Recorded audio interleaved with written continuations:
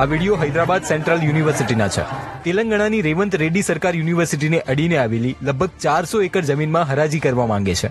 સરકારનો દાવો છે કે અહીં આઈટી પાર્કના નિર્માણથી 50,000 કરોડ રૂપિયાનું ઇન્વેસ્ટમેન્ટ આવશે અને 5 લાખ નોકરીઓ મળશે. યુનિવર્સિટીના શિક્ષકો અને વિદ્યાર્થીઓ આનો વિરોધ કરી રહ્યા છે, જેમના પર 2 એપ્રિલે પોલીસે लाठीचार्ज પણ કર્યો. बुलडोजर साइट्स पर पहुंचे तो छात्रों ने इसका विरोध किया, जिसके बाद पुलिस ने 53 छात्रों को हिरासत में ले लिया. हालांकि बाद में उन्हें रिहा कर दिया गया. 1974માં કેન્દ્ર સરકારે હૈદરાબાદ સેન્ટ્રલ યુનિવર્સિટી માટે લગભગ 2300 એકર જમીન આપી હતી. 2003 અને 2004માં રાજ્ય સરકાર અને યુનિવર્સિટી વચ્ચે જમીન અંગેનો કરાર થયો હતો.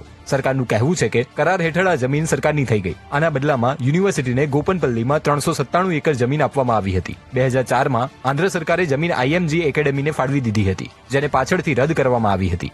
પછી તેલંગાણા રાજ્યની રચના બાદ આ જમીન Telangana state industrial infrastructure corporation એટલે કે IGIIC ને મળી. કોર્પોરેશને માર્ચમાં એરિયાના ડેવલપમેન્ટનો પ્લાન શેર કર્યો, જે પછી 30 માર્ચે બુલડોઝર વૃક્ષો કાપવા માટે પહોંચ્યા. વિડીયો વાયરલ થતા જ હજારો વિદ્યાર્થીઓ કેમ્પસમાં આવી ગયા અને વિરોધ પ્રદર્શન શરૂ કર્યું. બીજા દિવસે વિદ્યાર્થીઓની સાથે પર્યાવરણવાદીઓએ અને સામાન્ય લોકોએ પણ રસ્તાઓ પર વિરોધ શરૂ કર્યો. અમે વિરોધ આખો વિડીયો જોવા માટે ડાઉનલોડ કરો દિવ્ય ભાસ્કર એપ.